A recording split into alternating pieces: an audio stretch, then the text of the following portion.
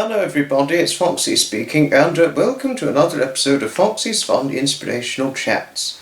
And today I will be your host. And in this episode, this is another Steam Railway History with Foxy as the continual series. Well, episode for the new episode for the time being, as evidenced before in the previous episode, as truth has it.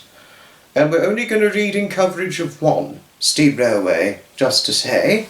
About the Swanage Railway is where we got to. It's the next one I was reading after the South Devon Railway. Swanage Railway, Dorset. Swanage. 10 miles, 16 kilometres south of Bournemouth, where I've been to before, and hoping to go again one day. And it will happen, don't worry, it will happen. It will certainly happen one day again. The existence of the Swanage Railway, one of Britain's most attractive steam railways, represents a triumph of local opinion over the recommendations of the District Council. The Council had acquired the site for redevelopment, but before their plans were put into action, they decided to ask the inhabitants of the seaside town whether they would prefer the station to reopen. The townspeople voted overwhelmingly in favour of the station, and so began the reconstruction of the picturesque branch that had once opened up the previously remote Isle of Turbeck in 1885. The line has gradually been rebuilt from Swanage through Harmon's Cross and the famous village of Corfe Castle and on the present terminus at Norden.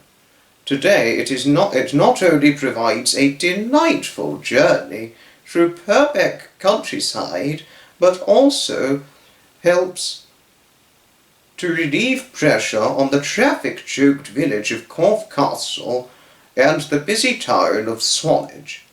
Most of the railway buildings had survived, though the tracks had to be relaid, and because the bridges along the line were designed to carry heavy express locomotives, Swanage once had an express service to London Waterloo.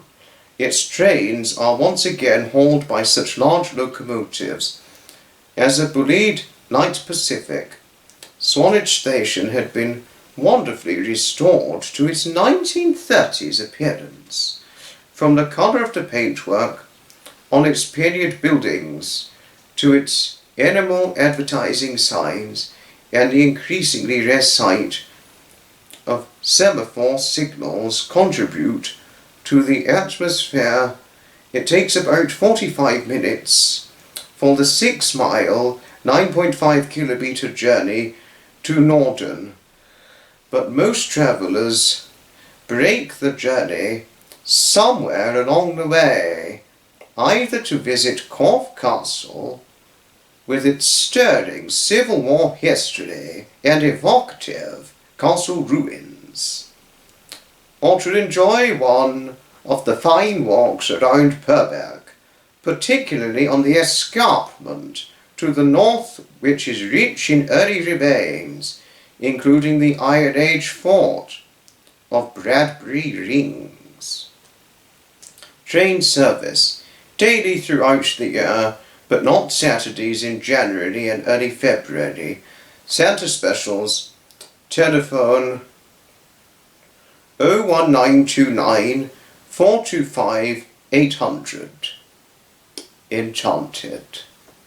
Well, that's the railway we're only going to do in coverage in this episode, but in the very next episode I will try and read about coverage of 2 steam railway histories in the next episode.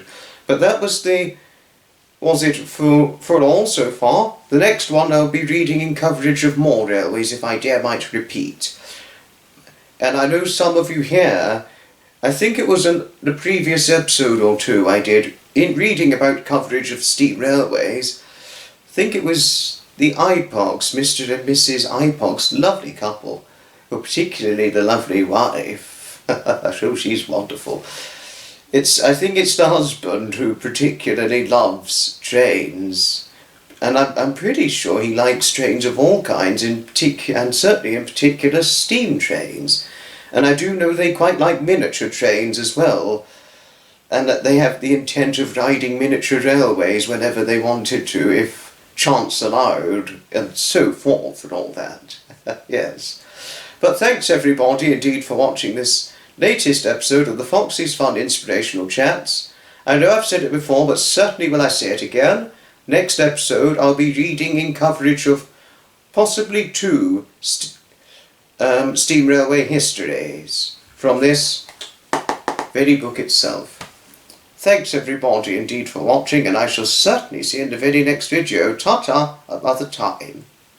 From Foxy. Oh.